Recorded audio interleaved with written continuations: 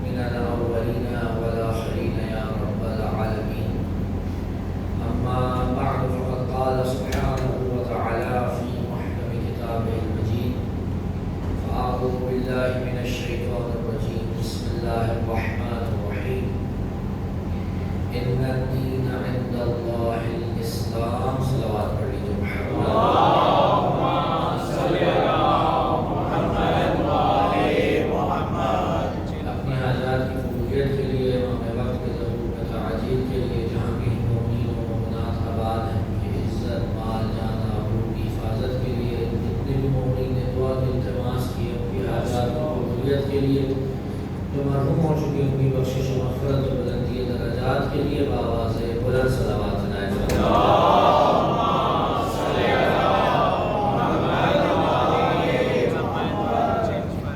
عزیزان محترم، سلسلہ گفتگو کی تیسری نشست ہے اور جو موضوع قرار پایا تھا اس کے حوالے سے دو تعلیم کی گزارشات آپ کے سامنے پیش کی گئی۔ وہ حقیقی اسلام کی تلاش ہے اور یہاں پر جو مختلف ورژنس پائے جاتے ہیں اسلام کے ان کو ایک طرف کرتے ہوئے اس اسلام کو تلاش کرنے کی کوشش ہے کہ جس کے بارے میں قرآن مجید کہہ رہا ہے کہ خدا کے نزدیک تو دین بس اسلام ہے۔ یقیناً آپ میں سے کئی افراد کے ذہن میں یہ سوال اٹھ سکتا ہے کہ یہ جو بات آپ کر رہے ہیں کہ مختلف ورژنز ہیں، یہ تو سبھی قبول کرتے ہیں، اس کو کوئی رد نہیں کر سکتا، لیکن اس بات کی کیا گارنٹی ہے کہ جس اسلام کو آپ اسلام کا حقیقی ورژن سمجھتے اور کہتے ہیں وہی اسلام کا حقیقی ورژن ہے؟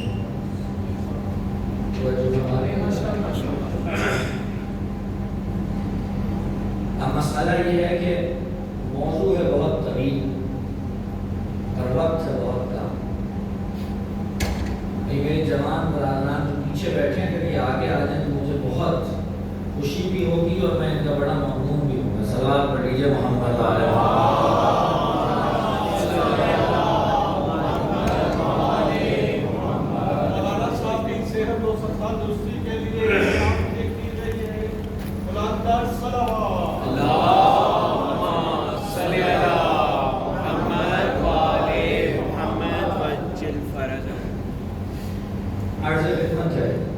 دوبارہ سوال دوہرا، کیا گارنٹی ہے کہ جس ورژن کو ہم اسلام کا حقیقی ورژن کہیں وہی حقیقی ہے؟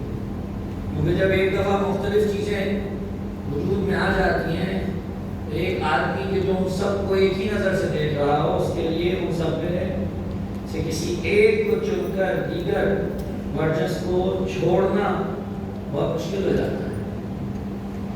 اگر کوئی شخص فی زمانہ یہ کوشش ہی نہیں کر رہا، توجہ چاہتا ہوں، وہ یہ کوشش ہی نہیں کر رہا کہ مجھ تک وہ حقیقی ورژن پہنچے اسلام کا کہ جو انبیاء کے ذریعے سے خدا نے پہنچایا تھا۔ اس کا مطلب یہ ہے کہ وہ اپنی زندگی کو بس کسی طریقے سے کھینچ رہا ہے، وہ چاہتا ہی نہیں ہے کہ وہاں تک پہنچے جہاں خدا پہنچانا چاہتا تھا۔ اگر مجھے اجازت دیں تو آج ابتدائے کلام میں کچھ ایسی گفتگو بھی ہو جائے کہ جو ہمارے نوجوان دوستوں بالخصوص کالج یا یونیورسٹیز میں پڑھتے ہیں، مجھے یہ بہت اہتمام ہے۔ محمد آل محمد صلی اللہ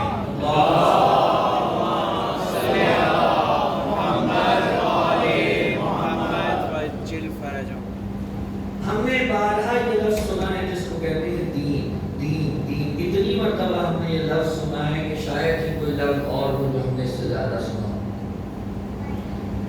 اس لفظ کو سننے کے باوجود بھی اگر کوئی کہے دین کی تعریف کیا ہے تو ہم کیا کہیں گے؟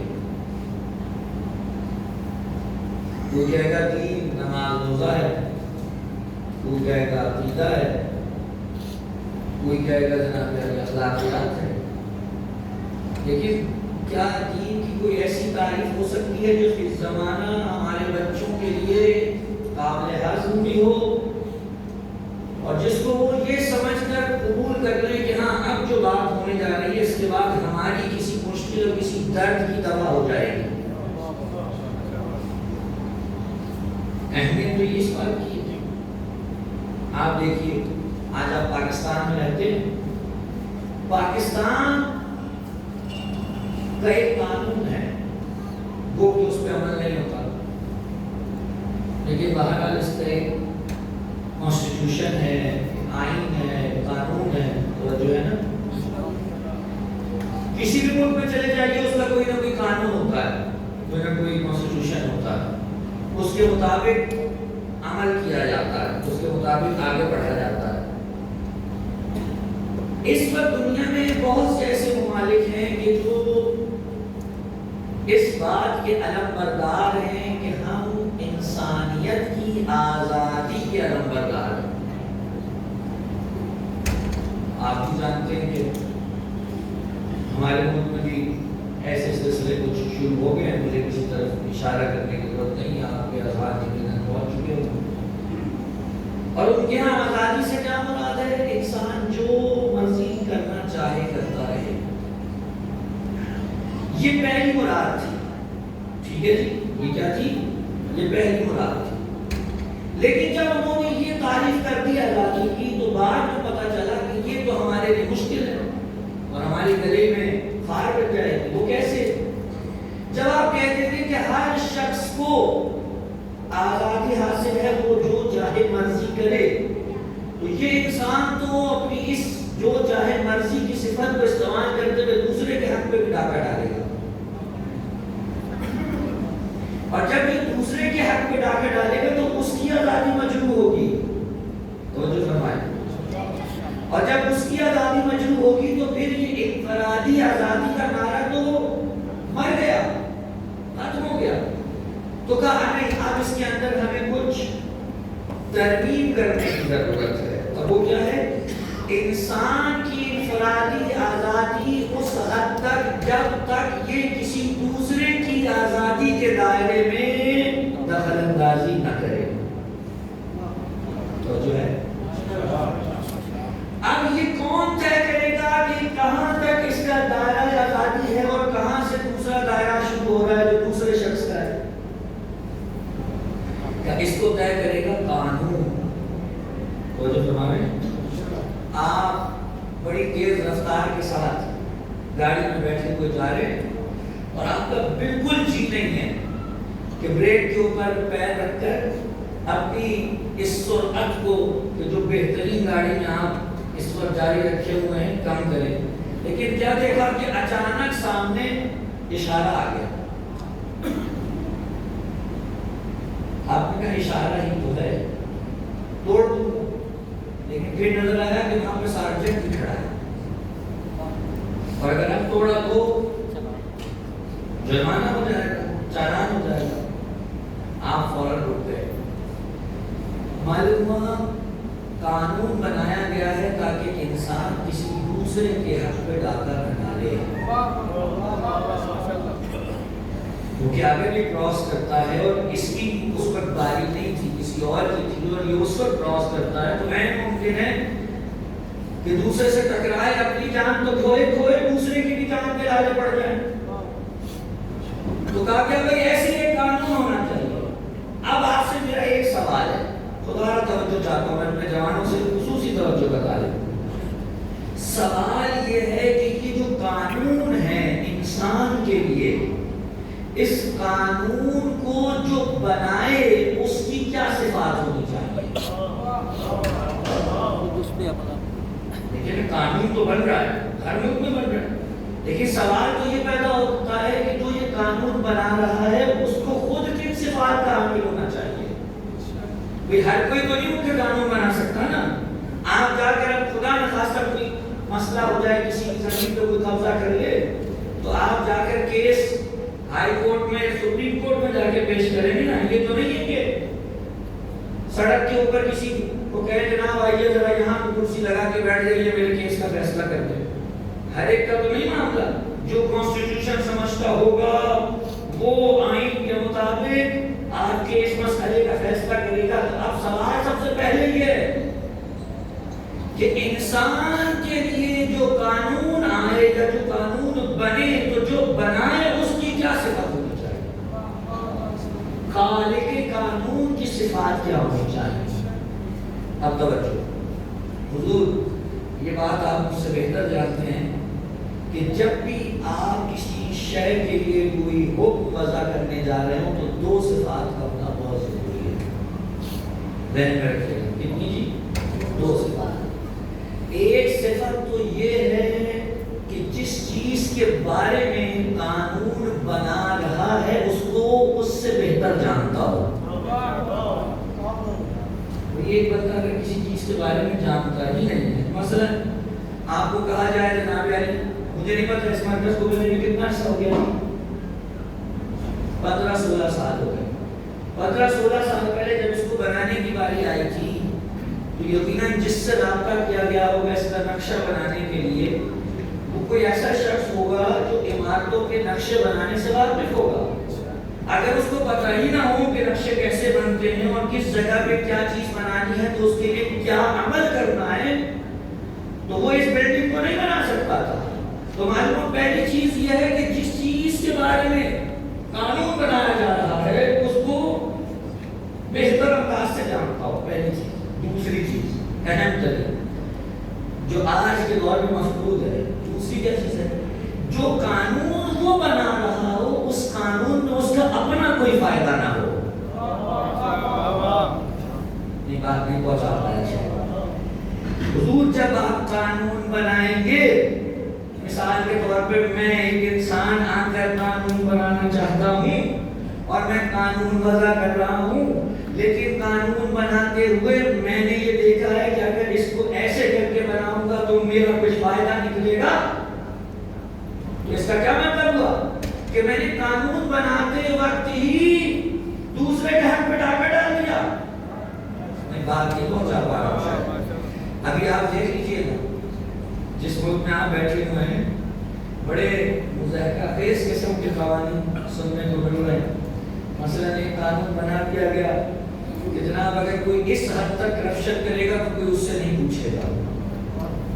تو جو ہے کوئی اس سے، میں یہ نہیں کہہ رہا کہ کوئی کر رہا ہے یا نہیں کر رہا، ایک قانونی صورت دے دی گئی کہ جب اس حد تک کوئی کرپشن کرے گا تو اس سے کوئی سوال نہیں کرے گا. قانون کس نے بنایا؟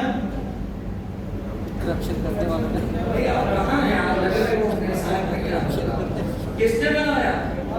انہوں نے، جن کا خود اس قانون میں اپنا فائدہ تھا.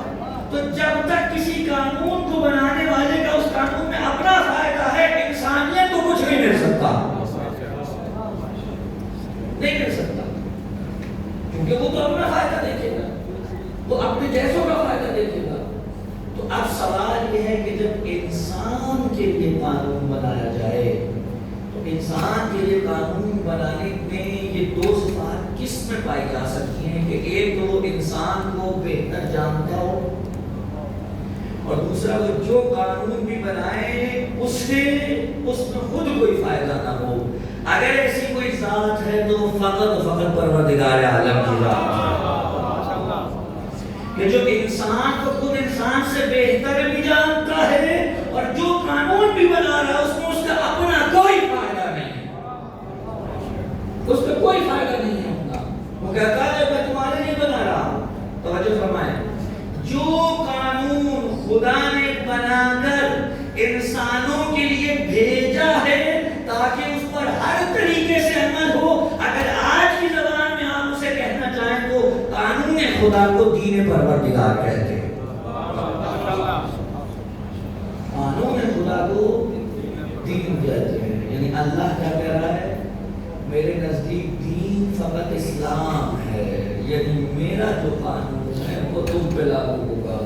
ایک شخص اگر کہہ رہا ہے لا الہ الا اللہ، اس کا مطلب یہ ہے کہ اس نے یہ جملہ کہہ کر ہر قانون کو رد کیا سوائے اس کے جو خدا کے قانون کے تحت بنا ہو، اور اگر یہ قانون خدا کے قانون کے تحت نہیں ہے تو اس نے اسے رد کر دیا۔ حضور قانون خدا کیا ہے؟ قانون خدا یہ ہے کہ وہ جہاں سے کل گفتگو چھوٹی تھی آج پھر آگے چل رہی ہے۔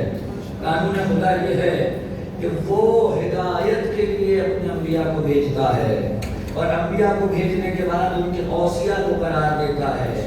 سوال یہ ہے، توجہ چاہوں گا، سوال آج یہ ہے کہ کیا اللہ کے لیے امکان تھا کہ وہ بعد رسول کسی کو معین کرے یا نہیں تھا؟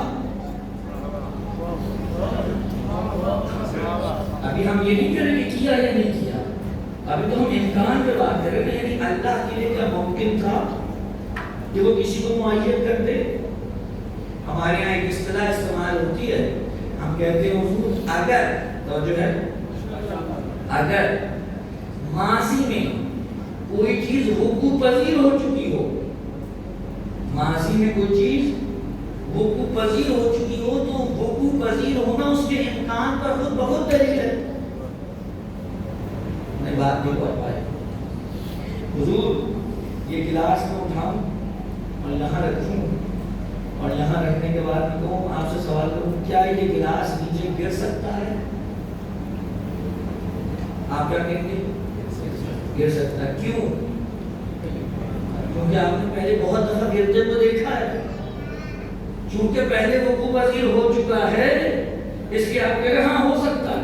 تو اب ہمارا سوال یہ ہے کہ کیا خدا کسی کو بنائے اس کا امکان ہے یا نہیں؟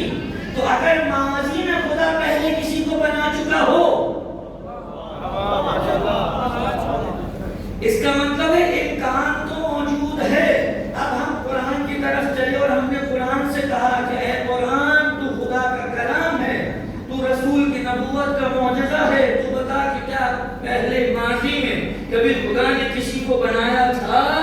تو معلوم ہوا کہ حضرت موسیٰ کھڑے ہوئے ہیں اور خدا کی بارگاہ میں کہہ رہے ہیں خدا میری زبان کی لغت کو دور کر دے، میری زبان کی گناہوں کو کھول دے، وَجَعَلْ لِي وَزِيرِي مِنْ أَهْلِي هَارُونَ أَخِي، اے خدا میرے اہل میں سے، توجہ بیٹا خاموشی سے بیٹھے صلوات پڑھے محمد والے محمد،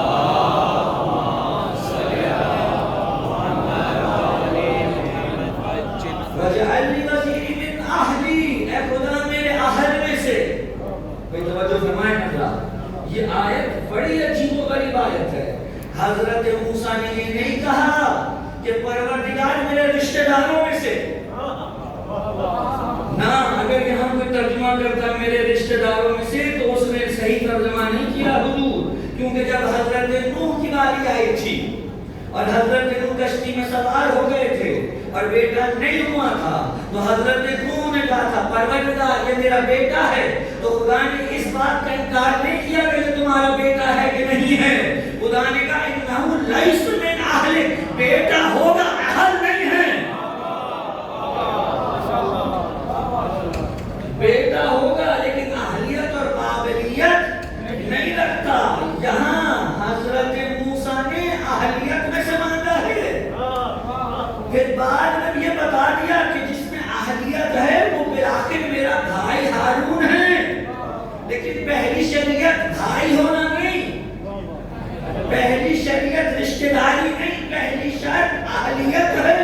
اب جب اہل ہے تو مانگا، یا حضرت موسیٰ وزیر آپ کا خود بنائیے، مانگنے کی کیا ضرورت ہے؟ دیکھو تم سمجھ نہیں پا رہے ہو، سارا مسئلے کی جڑ یہیں پہ ہے۔ تم سمجھ رہے ہو موسیٰ ابن عمران کا وزیر ہے، یہ موسیٰ ابن عمران کا نہیں، موسیٰ کلیم اللہ کا وزیر ہے۔ جب مجھے نبوت خدا نے دی اور کلیمیت کا درجہ خدا نے دیا، تو پھر اس کلیمیت کے درجے میں وزارت وہی طے کرے گا، اور جب وہ طے کرے گا تو نتیجہ کیا ہوگا؟ توجہ کیا ہوگا؟ کیا کہا؟ پروردگار بنا دے میرے اہل میں سے کون؟ میرا بھائی ہارون۔ یا حضرت موسیٰ آپ کو کیا پتہ نہیں ہے کہ کس میں اہلیت ہے؟ کیا آپ کو معلوم نہیں اہل کون ہے؟ جب دعا کر رہے ہیں تو پتہ ہے کہ کون اہل ہے۔ بھئی دعا کر رہے ہیں پروردگار ان کو بنا دے تو جانتے ہیں اہل کون ہے۔ تو جب سب کچھ پتا ہے تو چھوڑیے ساری بات، کہیے بس تم آج سے وزیر ہو۔ کہ دیکھو تم یہی بات نہیں سمجھ پا رہے، میں نظر انتخاب تو رکھتا ہوں، حق انتخاب نہیں رکھتا۔ نظر انتخاب ہے، حق انتخاب نہیں، وہ پروردگار کے پاس ہے۔ تو اب اور یہ میں نے ایک مثال آپ کے سامنے پیش کی ہے، ورنہ تمام انبیاء کا جو سلسلہ ہے اس میں اسی طریقے سے ایک کے بعد ایک کے بعد ایک کے بعد سارے سلسلے چلے آ رہے ہیں۔ اب اگر ماضی میں ہو چکا ہے اس کا مطلب ہے امکان تو ہے، امکان تو ہے۔ اب اگلا سوال توجہ چاہ رہا ہوں تاکہ پتہ چل جائے کہ ورجن کس کے، کون سے ورجن کے پیچھے چلنا ہے، وہ کہ جو حضرت موسیٰ اور عیسیٰ تک چلا آنا تھا، یا وہ کہ جو رسول اللہ کے بعد دوبارہ سے ایک نیا ورجن بنانے کی کوشش کی گئی۔ توجہ، جب واضح ہو گیا کہ امکان ہے، اب اگلا سوال بہتر کیا ہوگا کہ خدا بنائے یا انسان؟ جسے خدا بنائے گا وہ بہتر نہیں ہوگا۔ اگر بہتر ہوگا خدا کا بنایا ہوا تو خدا بہتر کام کو چھوڑ کے کمتر کام کی طرف کیوں جائے گا؟ سوال ہے نا۔ ہم کہتے ہیں ہر وہ شے، توجہ چاہوں گا، ہر وہ شے کہ جو انسان کو قرب الہی سے نزدیک کرنے کا زمینہ فراہم کرے، خدا کہتا ہے میں اسے انجام دوں گا۔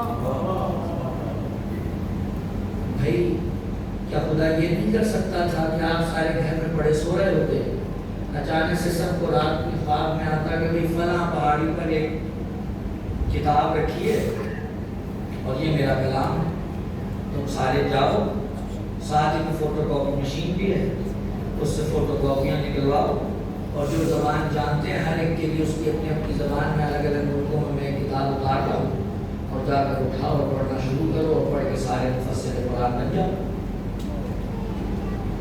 نہیں کر سکتا تھا؟ کر سکتا تھا، کوئی ناممکن کام تو نہیں ہے، لیکن کیوں نہیں کیا؟ کیونکہ یہ سب سے اچھا نہیں تھا۔ نہیں، بات نہیں پہنچی۔ یہ چیز، یہ عمل کر سکتا تھا لیکن یہ سب سے اچھا آپشن نہیں تھا۔ سب سے اچھا آپشن کیا تھا؟ کہ خدا دین کا نصاب بھیجے مگر استاد کے ساتھ۔ سب سے اچھا آپشن کیا تھا؟ دین کا نصاب بھیجے مگر استاد کے ساتھ۔ بہترین آپشن کو خدا چنتا ہے۔ سوال یہ ہے کہ انسان کا بنایا ہوا آپشن بہتر ہے یا خدا کا بنایا ہوا آپشن بہتر ہے؟ اگر وہ کہ انسان کا بنایا ہوا آپشن بہتر ہے تو پھر سوال یہ اٹھے گا کہ اگر یہ آپشن بہتر تھا تو پھر اتنا اختلاف اور اتنے ورجنس کیوں آئے؟ اگر یہ سب سے بہتر ہوتا تو پھر اتنا مسئلہ کیوں بنتا؟ اور یہ بھی کوئی نہیں کہہ سکتا کہ جناب قرآن مجید موجود ہے، اختلاف ختم کرنے کے لیے قرآن مجید سے اگر اختلاف ختم ہونا ہوتا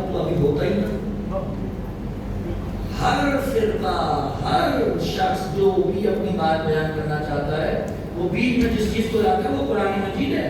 تو قرآن تنہا مسائل حل نہیں کر سکتا. رسول کے زمانے میں بھی قرآن کی آیتیں تھیں لیکن مسئلے بغیر رسول کے حل نہیں ہو رہے تھے.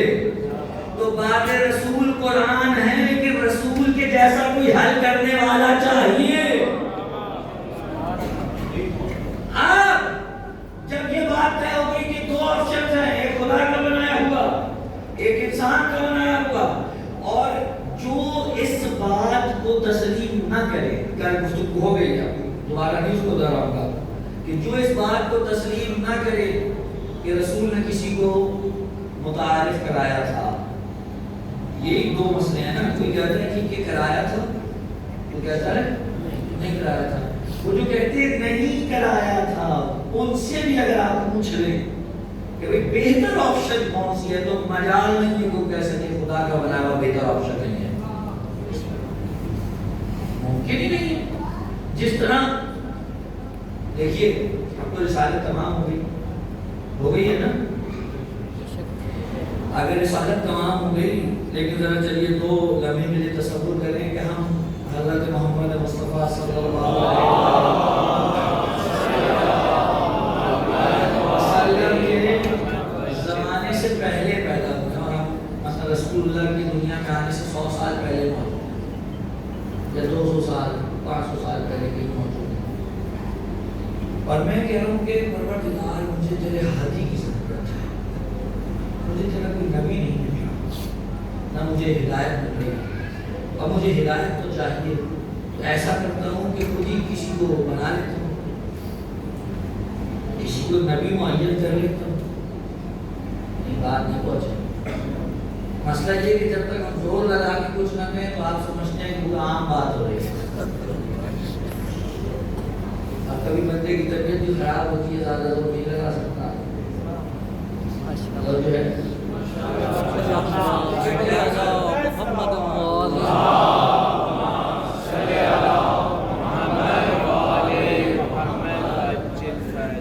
چلیے میں آپ کو پھر اسی طرح سے لے چلتا ہوں. انبیاء کسی ایک مسلمان کا عقیدہ اگر وہ کہ نبی ہم خود بنا سکتے ہیں تو بتائیں کون بنائے گا؟ خدا بنائے گا. کیوں؟ کیا ضرورت ہے خدا کو بنانے کی؟ ہم بنا لیتے ہیں. کیا وجہ خدا بنائے؟ ایسا کیا ہے کہ خدا بنائے؟ ہم بنا لیتے ہیں, ہاتھی بنانا ہم بنا لیتے ہیں. ہاں توجہ, کہ ہاتھی میں کچھ ایسی صفات ہیں جو میں اور تم نہیں جان سکتے. ہاتھی کو معصوم ہونا چاہیے. عصمت کوئی جسم پہ لگی ہوئی چیز تھوڑی ہے, وہ ٹیگ تھوڑی ہے یہ جو آپ کو دکھائی دے گا. ہاتھی کو عالم ہونا چاہیے. علم ناؤ باللہ میں ظاہر کوئی سین کی طرح کی چیز تو نہیں ہے کہ جو الگ سے دکھ رہا ہو تو دکھائی دے گا. یہ ہے, یہ چیزیں دکھائی نہیں دیتی. نہیں بات نہیں پہنچ رہی. چلیے اب ایک اور طرح سے دیکھ سکتا ہوں. پھر آپ کو یہ بتائیے کہ سارے مسلمانوں کا عقیدہ ہے کہ ایک وقت آئے گا کہ تمام عالم پر اسلام کا غلبہ ہوگا. ہے کون کرے گا یہ غلبہ؟ امام مہدی علیہ الصلوۃ والسلام.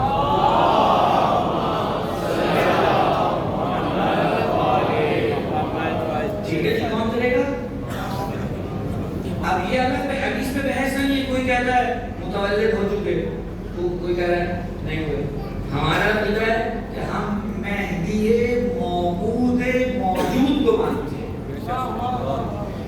اور دیگران جو ہے وہ مہدی موعود کو مانتے ہیں. ان کے ہاں موجود ابھی نہیں ہے. لیکن چلے عقیدہ تو سب کا ہے نا.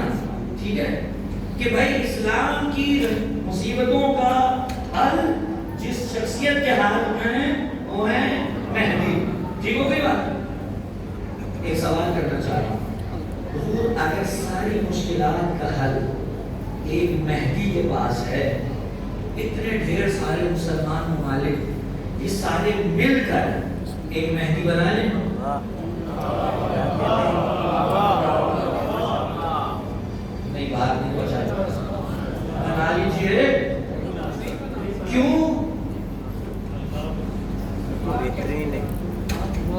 ایک مسلمان ملک ایسا دکھا دیجیے جو کہے کہ جناب میں یہ صلاحیت رکھتا ہوں کہ کسی شخص کو اپنی جانب سے مہدی زمان بنا کر متعارف کراؤں. اگر ایک مان لے گا تو دوسرا نہیں مانے گا. یہ ایک مانے دوسرا نہ مانے، اس اختلاف سے بچانے کا بس ایک ہی حل ہے کہ یہ وہ نہ بنائے بلکہ وہ بنائے.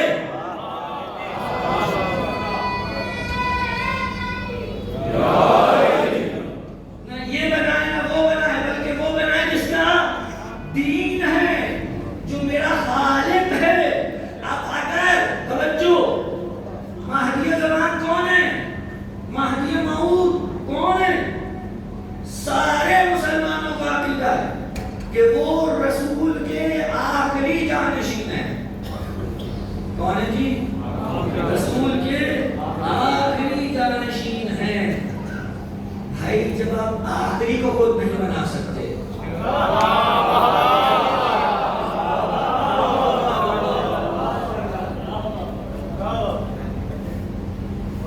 تو یہ آپ کو شروعات میں کس نے حق دیا؟ اگر یہ حق آپ کے پاس محفوظ ہے تو آج مہدی بھی بنائیں، اور اگر نہیں بنا سکتے تو مانے غلطی شروع میں ہوئی تھی.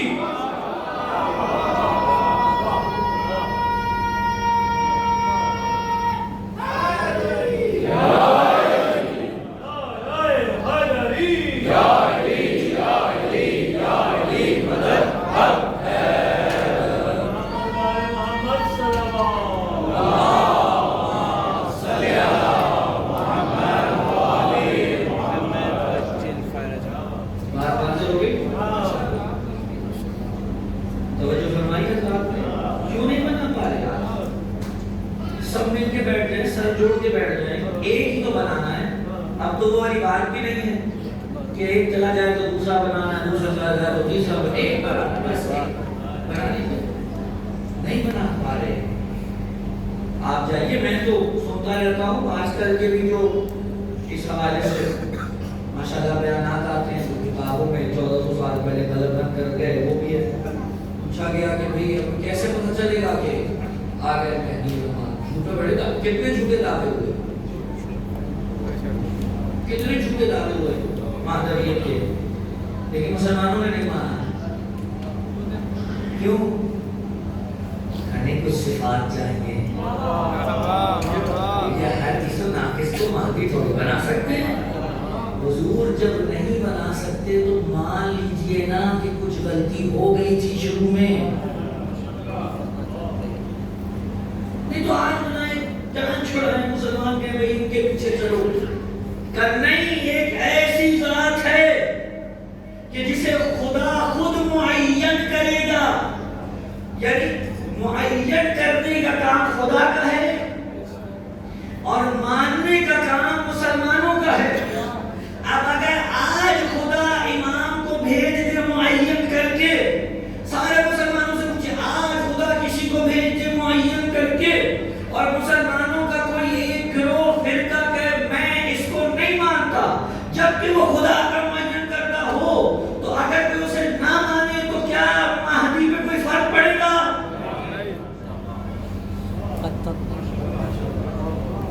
جب مہدی پہ کوئی فرق نہیں پڑے گا تو جو پہلا معین کرتا ہو اس پہ بھی نہیں پڑے گا.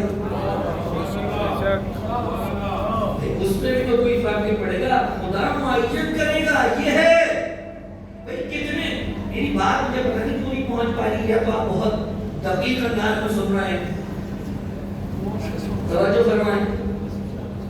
حضور نبی، کوئی بھی نبی آئے آ کے کہ میں نبی ہوں، اعلان نبوت کرے، دنیا پوچھے کیسے نبی ہیں آپ؟ طلب معجزہ ہو، معجزے کا مطالبہ ہو، نبی معجزہ دکھائے، نبوت ثابت. توجہ ہے کہ نہیں؟ نبوت ثابت ہو گئی. ثابت ہونے کے بعد بھی کچھ لوگ کہے ہم نہیں مانتے. قریش نے کیا کیا؟ ابو لہب اپنا تھا، نہیں مانا. ایسا ہی ہے. ابو جہل نے نہیں مانا. کتنے قریشی تھے، نہیں مانا. تو اگر نہیں مانا تو اس سے رسول کی رسالت پہ کوئی فرق پڑا؟ آپ اب یہ جو سوال ہوتا ہے اگر خدا نے معین کیا ہوتا تو کیسے ممکن تھا کہ جسے خدا معین کر دے دنیا اس کی مخالفت کرے؟ حضور آپ اس بات کو سمجھے ہی نہیں ہیں. خدا معین تو کرتا ہے لیکن اختیار نہیں چھینتا. خدا معین کرتا ہے لیکن انسانوں کا اختیار نہیں چھینتا. جس طرح اس نے اپنے رسول معین کیے لیکن انسانوں کا اختیار نہیں چھینا. اپنے اختیار سے جس نے کلمہ پڑھا جس نے نہیں پڑھا ویسے ہی اس نے وسیع رسول معین کیا. جس نے مانا جس نے نہیں مانا اس کے اپنا پورا کیا. علی میں کچھ نہیں بگاڑا.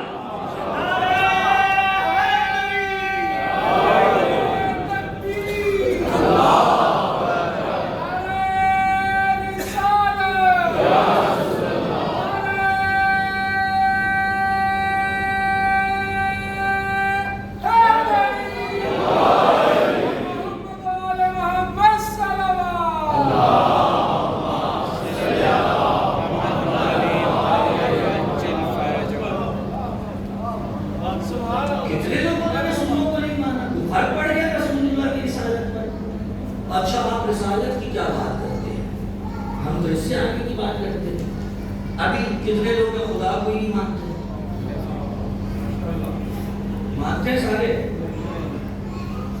اگر کوئی کہے عیسائی ہے یہودی ہے تو چلو کسی دین کو تو مانتا ہے. تو اتنی ماشاءاللہ آج کل تو ٹرینڈنگ میں ہے الہاد ہے.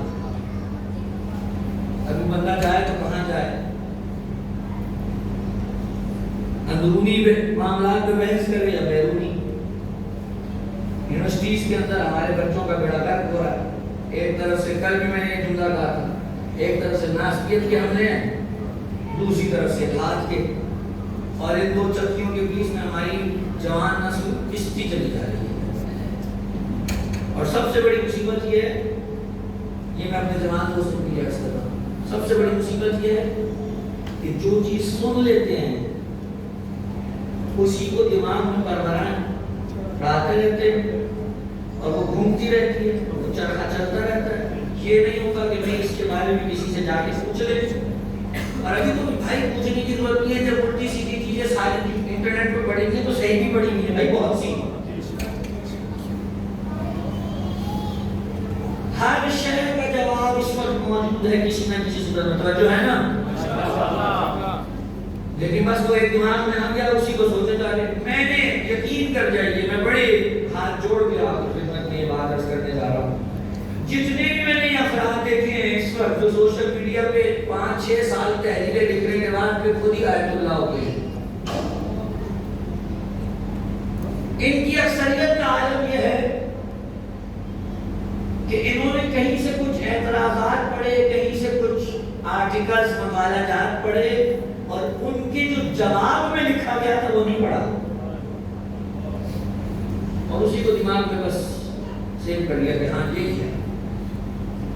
ضروری ہے بھائی خدا کے لیے وہ جو موروثی دین ہے نا, موروثی دین سمجھتے ہیں جو آپ کو آپ کے اجداد سے ملا ہے. آپ سے تو پوچھا آپ کہہ رہے ہیں کہ جی میں مسلمان ہوں. کیوں ہیں؟ میرے ابا مسلمان تھے, میرے دادا مسلمان تھے, پردادا مسلمان تھے. ٹھیک ہے, خدا کا فضل ہے کہ آپ کو مسلمان کے گھر پیدا کیا, بڑی بات ہے, لیکن یہ کافی نہیں ہے. آپ مسلمان ہیں, آپ کو پتہ ہونا چاہیے آپ کے اعتقادات جانیں کیوں ہیں, کیسے ہیں, کیا دلیل ہے. خدا نے ان چیزوں پہ توجہ رہے. سلام پڑھے محمد والے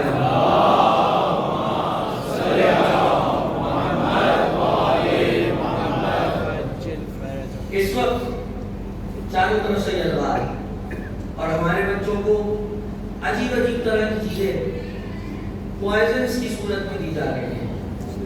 سوشل میڈیا نے تو اب وہ کام کر دیا ہے کہ گھر گھر بیٹھے ہوئے ہر چیز پہنچ رہی ہے, اچھی بری. اس وقت امامت کے حوالے سے کتنے خلاف پروپیگنڈے چل رہے ہیں مجھے کسی کو بتانے کی ضرورت نہیں ہے. ہماری قوم بھی بیچاری بڑی سادہ ہے. وہ میں میر تقی میر کا مجھے شعر یاد آ رہا ہے لیکن اب ممبر پہ ہوں کہہ نہیں سکتا. اب آپ خود ہی سمجھ جائیں کہ بیمار ہوئی جس کے سبب ہے جی ہماری قوم تھی. اچھا ہماری قوم کا مسئلہ کیا ہے اب سن لیں. ہماری قوم اہل بیت کی ہے, دیوانی. جہاں کسی نے امیر المومنین یا جناب سیدہ سلام اللہ علیہ کا نام لے لیا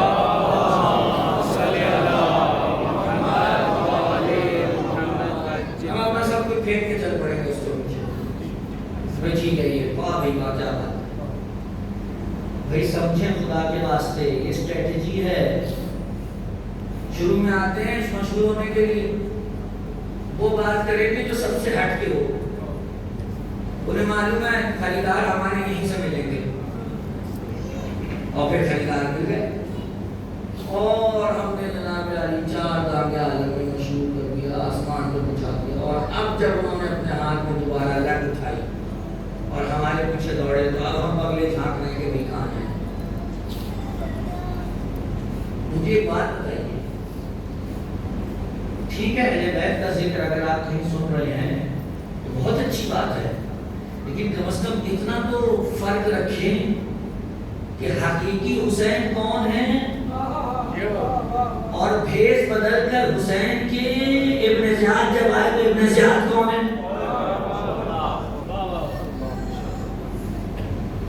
یہی سمجھ میں آ رہا کہ جناب علی ایک بندہ اہل بیت کا نام لے کر آ رہا ہے اور وہ کہہ رہا ہے اور 2-4 دشمنوں میں بھی اس نے خوب اچھی خاصی بات کی. بات پہنچ رہی ہے. ہم نے کہا بھائی بہت اچھا ہو گیا یہ ہو. اب جا کے دیکھیے ذرا اب وہی بچے جو کہتے تھے واہ بھائی کیا محبت ہے وہ کہہ رہا ہے ابھی کیا کر رہا ہے چھوڑ دیجیے حضور اب میں کیا بات کروں. وہ زمانے اور تھے جب کہا جاتا تھا ہمارے بچے کہیں نہیں جاتے. اب یہ باتیں نہیں رہی. اب میں آپ کو کئی قصے سنا سکتا ہوں اور میں سنانا نہیں چاہتا. سوال پڑھ لیں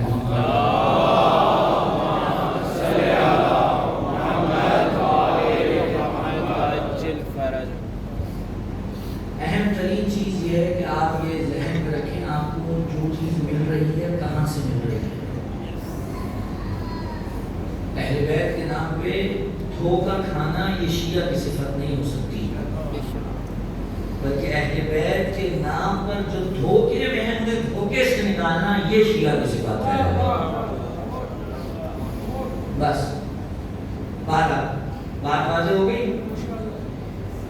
تو جناب خدا کا بنانا ایک طرف اور انسان کا بنانا ایک طرف اور عقلی طور پہ بات واضح ہے کہ خدا کا بنایا ہوا ہمیشہ بہتر ہوگا انسان کے بنائے ہوئے سے. اور چونکہ ہدایت کا نظام کس کا ہے خدا کا تو پھر بہتر یہی ہے کہ خدا بنائے تاکہ اسے پتا ہو کہ میں اسے بنا رہا ہوں کہ جو انسانوں میں قانون بناتے ہوئے اپنے مفاد کو مد نظر نہیں رکھے گا.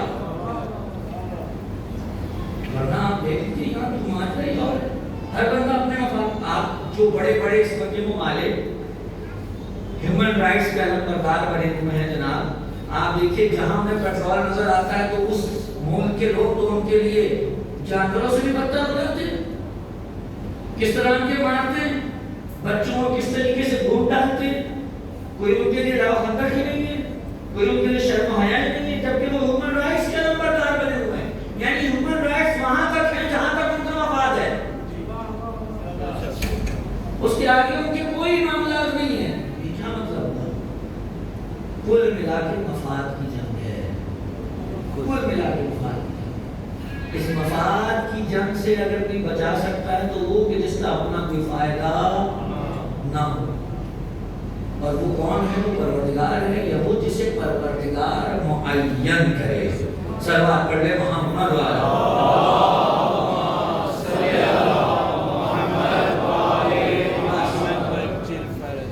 یہاں تک آپ ساتھ آ گئے. آپ کا بہت شکر گزار ہے. یہاں سے ایک اور چیز کے اندر داخل ہونے کی اجازت چاہوں گا. ایک اور بحث ہے اور وہ کیا ہے یہ جو کام ہوا نا کہ ایک طرف خدا کا بنایا ہوا ایک طرف انسانوں کا بنایا ہوا اور پھر اس کے درمیان میں مسائل چھڑ گئے. اس سب کے بیچ میں جو اہم ترین کام ہوا وہ یہ تھا کہ اسلام جو رسول کے ہاتھوں تک پہنچا تو مختلف ورژنز میں تقسیم ہوا. یہاں سے شروع ہوئے اسلام کے ورژنز جو آج تیسرا دن ہو گیا اس پر بات کرتے ہوئے. یہاں سے شروع ہوئے اسلام کے ورژنز. ایک ورژن وہ تھا، کل ایک اشارہ کیا تھا، آج اگر وقت رہا تو تفصیلی بات ہوگی۔ ایک ورژن وہ ہے جو کہتا ہے بعد رسول ہمیں صرف ایک حاکم کی ضرورت ہے اور بس، یعنی ہمیں کوئی ایسا بندہ چاہیے کہ جو رسول اللہ کی مسند حکومت پہ برجمان ہو جائے اور بس وہ حکومتی معاملات چلائے، باقی کسی کام سے ہمیں کوئی لینا دینا نہیں ہے۔ اور ایک طبقہ وہ ہے جو کہتا ہے کہ نہیں، اگر کوئی رسول کا جانشین ہے تو جانشین وہ ہونا چاہیے کہ جس کی جگہ پہ بیٹھ رہا ہے اس کی صفات کا حامل ہو، اس کی صفات کا حامل ہو۔ یعنی اگر جانے والا عالم تھا تو بیٹھنے والا عالم ہو، جاہل نہ ہو۔ اگر جانے والا شجاع تھا تو بیٹھنے والا اشجع الناس ہو، میدان چھوڑ کے جانے والا نہ ہو۔ یہ صفات ہیں۔ اب اگر کوئی آ کر کہے کہ نہیں جناب، اب یہ دیکھیے نا کتنا مسئلہ ہے۔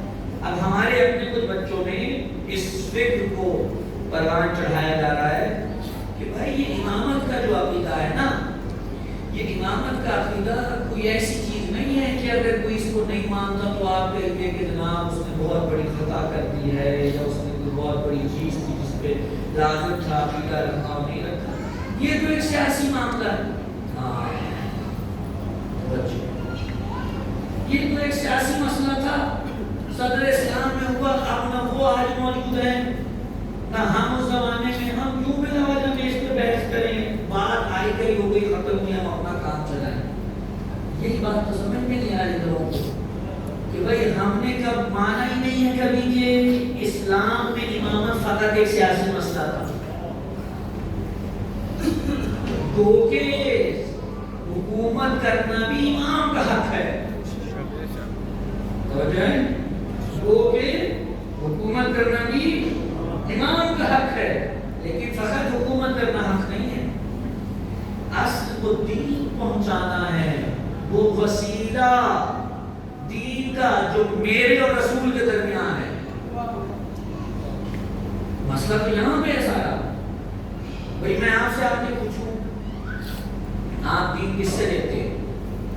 تو بتاؤ کہ کہتے ہیں ہماری مسجد کے جو مولانا ہے، میں تو ان سے مسائل پوچھ لیتا ہوں۔ وہ کس سے لیتے ہیں؟ تاریخ میں اپنے استاد سے پڑھا۔ ابھی یہ سارے سلسلے میں اٹھتے کہیں تو جا کے رکے گی۔ اب سوال یہ پیدا ہوگا کہ یہ جو سلسلہ مجھ آ رہا ہے اس کی کیا اوتھینٹسٹی ہے، اس کی کیا اوتھینٹسٹی ہے، اس کی کیا وضاحت ہے؟ کیا میں اس پہ یقین کر بھی سکتا ہوں یا نہیں کر سکتا؟ اگر رسول جا رہے ہیں اور جاتے ہوئے قرآن مجید کو چھوڑے جا رہے ہیں، سوال یہ ہے کہ کیا امت مسلمہ 23 سال کے دور میں قرآن پر اتنا عبور حاصل کر چکی تھی کہ اسے بعد رسول کسی ایسے استاد کی ضرورت نہیں تھی کہ جو یہ کہے کہ میں جو تمہیں بتا رہا ہوں یہ بالکل وہی ہے جو رسول بتاتے؟ اگر آپ کہے نہیں تھی، توجہ، اگر کوئی کہے ضرورت نہیں تھی تو بالکل غلط بات ہے۔ کیسے؟ اگر ضرورت نہ ہوتی تو پھر یہ اتنے اختلاف کیوں ہوا شروع میں مسلمانوں میں؟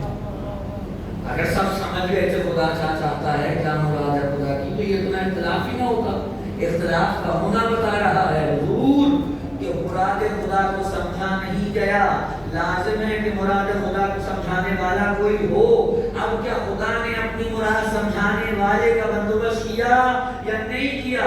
وہ جو توجہ چاہتا ہوں، آج میں کہہ رہا ہوں یہ جملہ، اگر کوئی ناراض ہوتا ہو جائے، وہ جو کہتے ہیں کہ خدا نے بندوبست کیا اور معین کیا، وہ ہے غدیر والے۔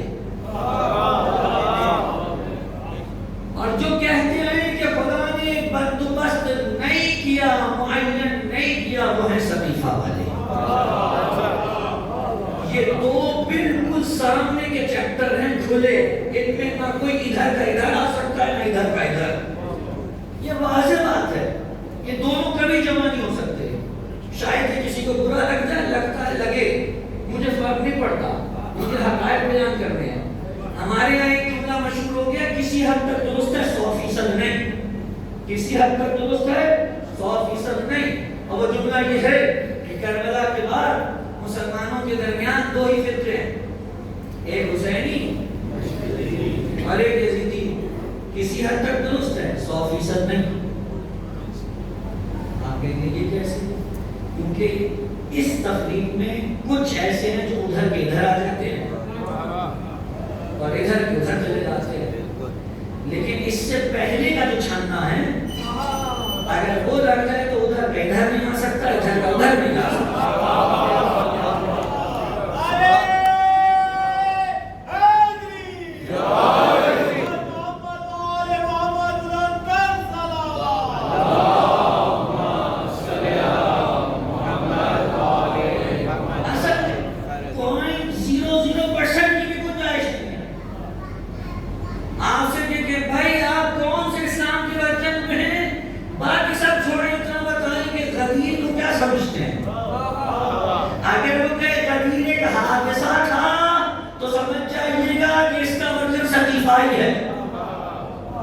اور اگر وہ کہ غدیر ایک اعلان نظام تھا تو سمجھ جائیے گا کہ اس کا جو ورژن ہے وہ مرتضوی ہے. صلوات پڑھ لیجیے محمد.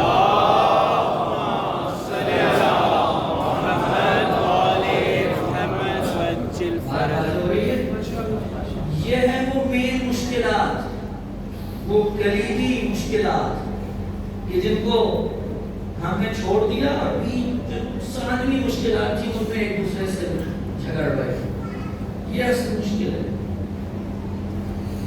اگر کوئی شخص یہ کہتا ہے، میں نے غلط کیا تھا، آیت اللہ کاشف الغطا کا جملہ یاد ہے جو میں نے کیا تھا کیا؟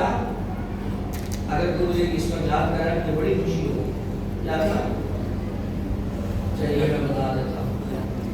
انہوں نے ایک شعر میں فرمایا تھا کہ کربلا حادثہ نہیں نتیجہ ہے. کربلا حادثہ نہیں نتیجہ ہے، غدیر کو پس پشت ڈال کر صدیفہ میں مجمع کرنے کا.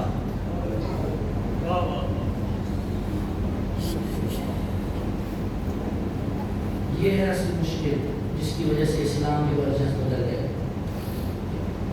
دنیا کو یہی نہیں پتا چل رہا کہ دین کس سے لینا ہے. بعد رسول کوئی سوال تو یہ ہے نا کہ بعد رسول دین کس سے لینا ہے. اچھا آپ دیکھیے کچھ وقت ہے، غالباً 10-15 منٹ ہیں، پریشان تو نہیں ہے. ایک جو سب سے بڑی مصیبت ہمارے لیے آج بھی ہے اور اس وقت سے شروع ہوئی اور آج تک چلی آ رہی، جانتے کیا ہے؟ جس کی وجہ سے دین کا بیڑا غرق ہو گیا، دین مصطفی دین اموی میں تبدیل ہو گیا. وہ کیا ہے؟ دین اور سیاست کو ایک دوسرے سے جدا کرنا. آپ یہ پتہ ہے بہت سے افراد اس کے اوپر شاید ششپن میں مبتلا ہوتے ہیں کہ ہیں کہ مولانا نے کیا بات کر دی، لیکن حقیقت یہی ہے. میں آپ کے ساتھ مثال کر دیتا ہوں. علی کے دور میں، یعنی جب رسول گئے اور فوراً علی کو چھوڑ کے کسی دوسرے کی بیعت ہوئی، اس دور میں بھی کوئی ایسا نہیں تھا جو یہ کہے کہ علی شجاع نہیں ہے. کوئی تھا؟ اصل انکار نہیں کر سکتا علی شجاع. کوئی یہ نہیں کہتا تھا کہ علی عالم نہیں ہے. ان کے تو عمل سے واضح ہوتا تھا. جہاں بستے تھے دوڑے دوڑے آگے علی کے پاس، یا علی اس مسئلے کا حل کیجیے. یعنی عملاً بیان کر رہے ہیں کہ علی عالم ہے. اور فقط یہ نہیں کہ سیاسی معاملات، دینی معاملات میں علی سے آ کے پوچھ رہے ہیں کہ جہاں نہیں سمجھ میں آ رہے. اس کا مطلب یہ ہے کہ وہ یہ تو مان رہے علی عالم ہے، وہ یہ تو مان رہے علی شجاع ہے. اور پھر جو غلط غلط فیصلے کرتے تھے، سنے میں ہے نا کیسے بہترین غلط فیصلے ہوئے، عجیب و غریب فیصلے ہوئے. اور پھر آخر میں جب کچھ نہ بن پڑی تو کہا علی پھر آپ کر دیجیے. اور پھر جب علی نے فیصلہ کیا تو آگے سے یہی جواب آیا کہ اگر آپ نہ ہوتے، ٹھیک ہے، اس کا مطلب یہ کہ علی کی قضاوت کو بھی مانتے ہیں. بھائی توجہ فرمائیں گا، میں ایک جملہ کہہ کے اب ساری چیزیں تو نہیں بول سکتا نا. یعنی علی کو اس عنوان سے قبول کر رہے ہیں. کس عنوان سے قبول نہیں کر رہے؟ علی حاکم نہیں بن سکتے. دلیل، اچھا دلیلیں بڑی عجیب عجیب ہے. علی کے حاکم نہ بننے کی جو دلیلیں ہیں وہ عجیب ہیں. ایک دلیل تو یہ ہے کہ علی کی عمر کم ہے. واقعہ میں حیران، آپ جب علی سے سارے احکامات پوچھ رہے ہیں تو کم نہیں ہے، جب فیصلے کرا رہے ہیں تو کم نہیں ہے، جب علی اپنی اس کم عمری میں جا کر کفار کے سر تن سے جدا کر رہے ہیں اس وقت علی چھوٹے نہیں ہیں، جب اس کم عمری میں رسول اللہ ہر مہم میں علی پر اعتماد کر رہے ہیں تو تب چھوٹے نہیں ہیں، لیکن اب چھوٹے ہو گئے. یہ کیا مطلب؟ اور دوسری بات، اللہ اکبر، اب آگے بات تو سنتے چلیے. دوسری کیا تھی؟ دوسری یہ تھی کہ کچھ لوگوں نے دین اور سیاست کو جدا کرنے کے لیے جو بات کہی، سن لیجیے گا کیا کہی. ہم نے سنا ہے رسول سے، حاکم بدہن، کہ جناب نبوت اور خلافت یعنی حکومت ایک گھر میں جمع نہیں ہو سکتی. یہ دلیل تھی صحیفہ میں بیعت لینے کے وقت. جو ہے کیا دلیل ہے بھائی؟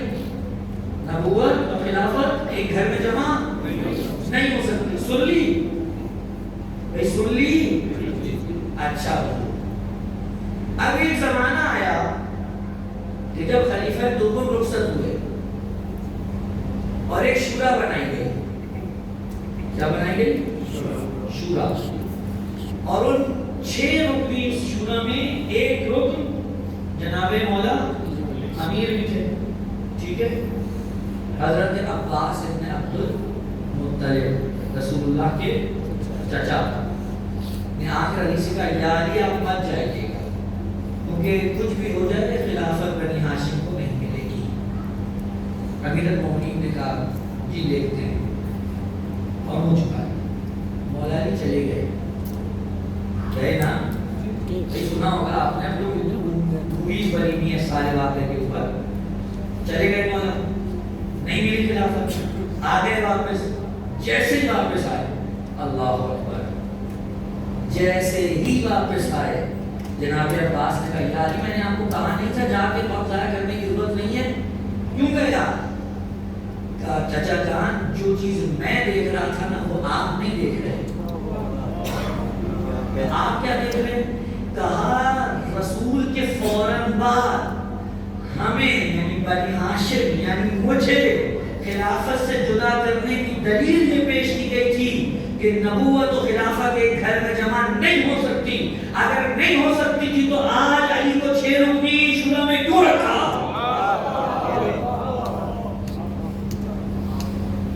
بتائیے آج کیوں رکھا علی کو اس میں؟ علی نے کہا میرا آج جانا ہر اہل حق کو بتا دے گا کہ معاملہ کہاں سے بگڑا تھا. صلوات پڑھ لیں محمد.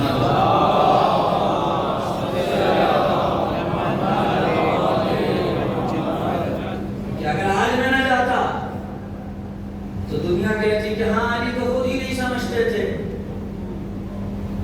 ہم جائیں گے، ہمیں پتہ نہیں ملے گی لیکن ہم جائیں گے تاکہ دنیا کو بتائیں کہ غلطی کہاں ہوئی ہے. اگر مشکلات ڈھونڈنی ہے اسلام کی تو یہ سامنے سامنے سے نہیں ڈھونڈی جائیں گی، یہ پیچھے جانا پڑے گا. بات واضح ہو گئی. آج کیا کر رہا تھا؟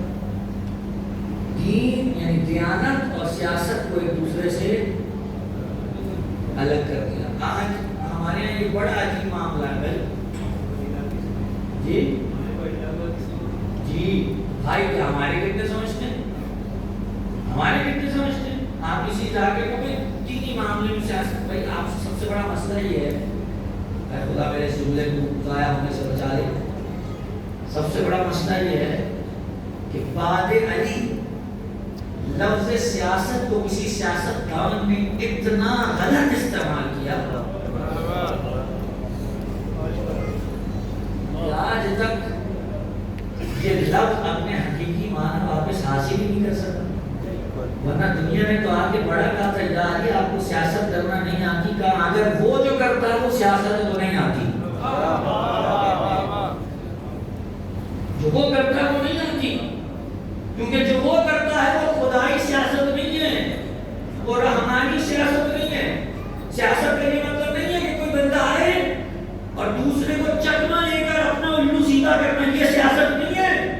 سیاست یہ ہے کہ الہی نظام کے تحت دنیا کو آگے چلائے اور انسانوں کو قرب الہی کے سینے تک پہنچانے کے مقدمات فراہم کرے.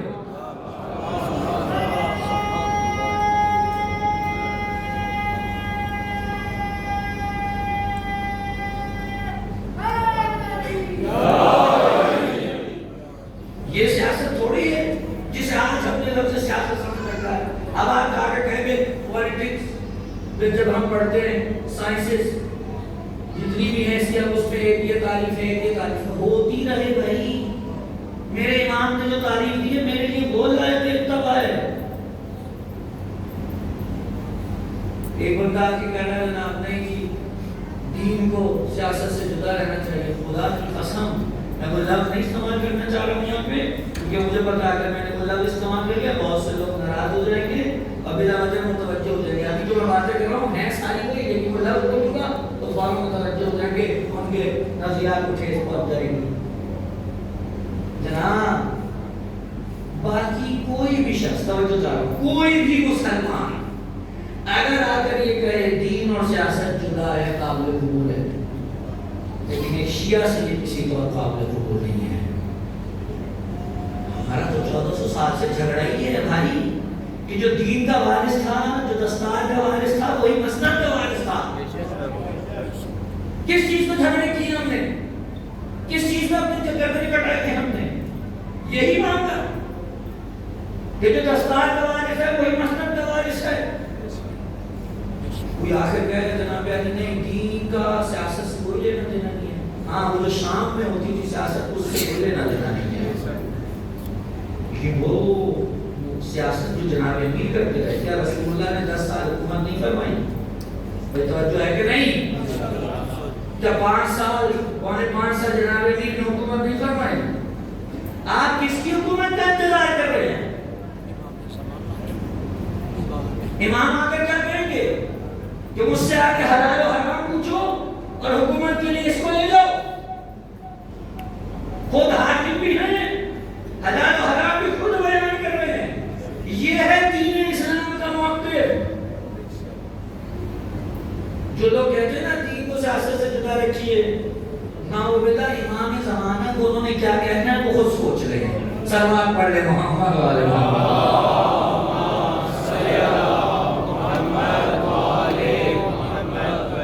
کس امام کے انتظار میں بھائی نا,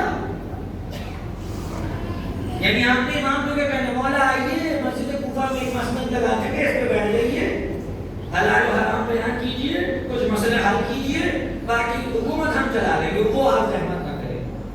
تف ہے ایسی سوچ پر, تف ہے ایسی سوچ پر. غدیر میں رسول نے یہ نہیں کہا تھا کہ علی سے مسئلے پوچھتے رہنا. غدیر میں رسول نے جو اعلان کیا تھا وہ کیا تھا, جس کا میں مولا اس کا یہی مولا, یعنی جو چیز اس پر میرے ہاتھ میں ہے وہ میرے بادشاہ کا سواری کے ہاتھ میں ہے. یہ ہے یہاں سے برباد ہوئی ہے امت اسلام. اور جب دین کو سیاست سے جدا کر دیا تو ہوا کیا؟ اب اس کا نتیجہ تو سوچے نا کیا ہوا. نتیجہ یہ نکلا کہ یزید جیسے حاکم کو حکومت ملنے کے لیے مقدمات فراہم ہو گئے. ورنہ اگر پہلے سے یہ طے پا جاتا کہ جو حاکم بنے گا وہ دیندار ہونا چاہیے, دین کو سیاست سے جدا نہیں ہونا چاہیے, مجال تھی کہ یزید جیسا حاکم بن جاتا. بس یہی روکتی گفتگو کا عمل آگے بڑھائیں گے. حضور یہ مسائل اتنے آسان نہیں ہیں جتنے معلوم ہوتے ہیں. ان کے اوپر وقت صرف کرنے کی ضرورت ہے. آج 1400 سال کے بعد اصل اور حقیقی اسلام تک پہنچنا ہمارے لیے ان افراد کی نسبت جو اس زمانے میں تھے ویسے ہی بہت دشوار ہو گیا ہے. بھانت بھانت کے لوگ ہیں, جگہ جگہ سے عجیب و غریب آوازیں. خدا ہمیں ہمیشہ اس در سے وابستہ رکھے جس در کو خدا نے خود کھولا ہے, جس در کو خدا نے خود نصب کیا ہے. اس دین کو بچانے کے لیے حسین کو اتنی قربانی دینی پڑی کہ وہ بی بی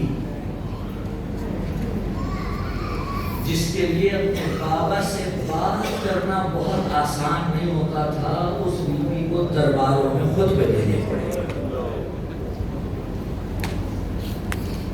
عزیزارو, جانتے ہیں نا کون سے ایام ہیں؟ یہ وہ ایام ہیں جن میں میری بیوی کوفے میں ہے. بے کجاوا اونٹوں پہ سوار کر کے اہل حرم کا قافلہ کوفے سے گزر رہا ہے. کوئی رو رہا ہے, کوئی خوشیاں منا رہا ہے. عزیزارو, خدا کسی پہ ایسا وقت نہ لائے. اگر آپ پہلے کسی شہر میں رہ چکے ہو, وہاں آپ کے جاننے والے ہوں, اور پھر خدا نہ خاصہ آپ کو وہاں پہ کوئی قیدی بنا کے لے جائے, تو جسے لے گیا جایا جاتا ہے اس سے پوچھیے اس کے دل پہ کیا گزر رہی ہوگی. یہ کوفہ زینب کے لیے کوئی اجنبی شہر نہیں ہے. عزیزارو, 5 سال تک جناب زینب کوفے میں رہی ہیں. کوفے کی خواتین کو قرآن پڑھاتی تھیں, درس تفسیر چلتے تھے. اس کوفے میں جہاں زینب کسی زمانے میں شہزادی بن کے رہتی تھی, آج وہاں قیدی بن کے آئی ہے. علماء نقل کرتے ہیں جب جناب امیر کوفے آئے تو مدینے سے اپنا دارالحکومت کوفے منتقل کیا, تو بیویاں نہیں آئی. بیویاں جنگ جمل کے بعد آئی ہیں. جب بیویوں کو مدینے سے بلانے کی باری آئی تو کہا, بیٹا حسن یہ ذمہ داری تمہاری ہے, جاؤ اپنی بہنوں کو لے کر آؤ. اور ساتھ میں نصیحت کر دی کہ دیکھو, رات میں سفر کرنا اور دن میں قیام کرنا, تاکہ کوئی یہ نہ کہے کہ یہ کس کا قافلہ جا رہا ہے. حضرت اتفاق کی بات یہ ہے کہ جب امام حسن کا قافلہ اہل بیت کے ساتھ کوفے کے پاس پہنچا تو اس وقت دن کا چاندنا ہو رہا تھا. جناب امیر کو خبر ملی تو کہا کہ حسن باہر ہی رک جاؤ, جب رات کا اندھیرا ہو جائے تو کوفے میں داخل ہونا. رات کا اندھیرا ہو گیا, جناب امیر خود باہر تشریف لائے. نقل کرتے ہیں جب تشریف لے آئے نا, خود زینب کے اونٹ کی مہار پکڑی اور آگے آگے چل کے ایک جگہ پر پہنچے اور کہا, بیٹی زینب ذرا اس جگہ کو دیکھ لے. کہا, بابا یہ جگہ ہے, مردوں کو دکھائیے, بھائی حسن ہے, حسین ہے, عباس نہیں ہے, دکھائیے. میں پردہ دار, مجھے اس کو دیکھنے کی کیا ضرورت ہے. بیٹی ہو سکتا ہے کبھی تجھے یہاں خطبے دینے پڑے, کبھی یہاں سے تجھے بے ردا گزرنا پڑے. عزیزارو, کوفے میں داخلہ ہوا, خدا کسی پہ ایسا وقت نہ لائے. آپ جانتے ہیں نا سادات میں صدقہ حرام ہے, جانتے ہیں نا سادات میں صدقہ حرام ہے. جب یہ قافلہ داخل ہوا نا کوفے میں تو لوگ تالیاں بجا رہے ہیں, خوشیاں منا رہے ہیں. اتنے میں خاتون نے دیکھا کہ کچھ یتیم بچے ہیں. اس نے اپنے گھر سے کچھ کھجوریں اکٹھی کی اور پھینک کے کہا, لو یہ صدقے کی کھجوریں کھا لو. جناب ام کلثوم نے بچوں کے پاس سے کھجوریں جمع کر کے واپس پھینک دی. کہا, ہم پہ صدقہ حرام ہے. وہ پریشان ہو گئی, کہا تم کون ہو, صدقہ تو فقط آل محمد پہ حرام ہے. کہا, ہم وہی آل محمد ہے جن پہ صدقہ حرام ہے. عزیزانو, قافلہ بھی آگے بڑھتا چلا جا رہا ہے. ایک خاتون چھت پہ کھڑی ہے, اس نے دیکھا کہ کوئی قافلہ آیا ہے, دوڑی دوڑی نیچے گئی اور اپنی مالکن کو جا کے کہنے لگی کہ آپ آزادی ایک قافلہ آیا ہے قیدیوں کا، تو آئیے چل کے دیکھتے ہیں۔ اس نے کہا دیکھو تمہیں معلوم ہے نا ہمارے آقا کہتے تھے قیدیوں کا کبھی مذاق نہیں اڑانا چاہیے، قیدیوں کا تماشا نہیں دیکھنا چاہیے۔ کہا نہیں آپ آ کر تو دیکھتے کہ کسی عام گھرانے کے قیدی نہیں لگ رہے، کسی شریف گھرانے کے معلوم ہوتے ہیں۔ وہ آئی اور آ کر بیٹھ کے دیکھنے لگی تو کیا دیکھا کہ بالکل پاس ایک اونٹ کھڑا ہوا ہے، اس پہ ادھیڑ عمر کی خاتون بیٹھی ہے، بال بکھرے ہیں، اور اس کے ساتھ ہی ایک 3 سال کی بچی ہے۔ اور بچی نے کہا مجھے اماں پیاس لگ رہی ہے۔ فوراً اس نے اپنی کنیز کو دوڑایا اور جاؤ جلدی سے جا کے پانی لے کے آؤ۔ ایک کوزے میں پانی آیا، پیالہ آگے دیا، کہا اے بی بی بچی کو پلا لو، اور جب یہ پی لے تو اس سے کہنا میرے لیے 2 دعائیں کرتے ہیں۔ نہیں تو پہلے دعا کا بتاؤ، پانی پاک میں پی لے گی۔ پہلی دعا تو یہ ہے کہ جیسے یہ یتیم ہوئی دعا کرو میرے بچے ایسے یتیم ہو۔ دوسری دعا کیا ہے؟ دوسری دعا یہ ہے عرصہ ہوا میں اپنے مولا کی زیارت نہیں کر سکتا، دعا کرو میں اپنے مولا کی زیارت کروں۔ تیرے مولا کا کیا نام ہے؟ تب حسین کہاں رہتے ہیں؟ تب مدینے میں۔ اچھا مدینے میں اگر یہاں آ جائے تو پہچان لے گی اپنے مولا کو؟ کہاں پہچان؟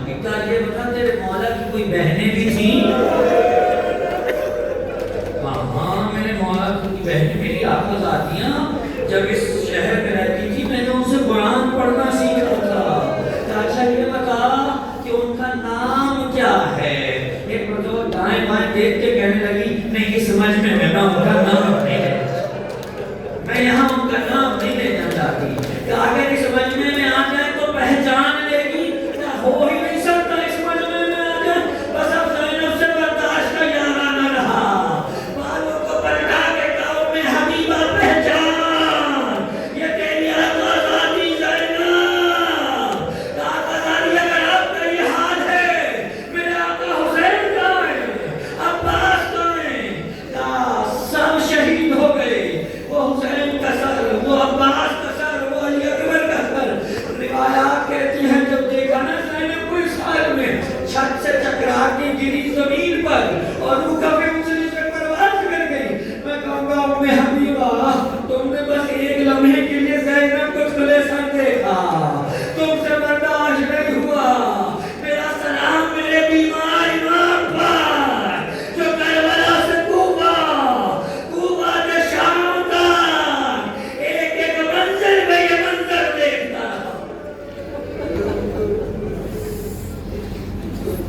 اللہ لعنت اللہ علی القوم الظالمین وسيعلم الذين ظلموا أيهم منقلب ينقلبون إنا لله وإنا إليه راجعون۔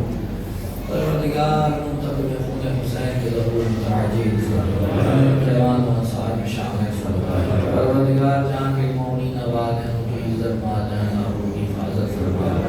میرے مالک جو بھی مومنین ان مجالس میں دامے دل ہمیں صبح قدم حصہ لے رہے میرے مولا ان تمام کی توفیقات میں اضافہ فرما، ان کے محرومین کی بخشش و مغفرت فرما۔ اے رب العزت جب تک زندہ رہے مکتب اہل بیت پہ کاربن رکھنا، پروردگار امام زمانہ کے سپاہیوں میں شمار فرما، بحق محمد و آلہ الطیبین الطاہرین۔ سورہ حمد کی درخواست جملہ مرحوم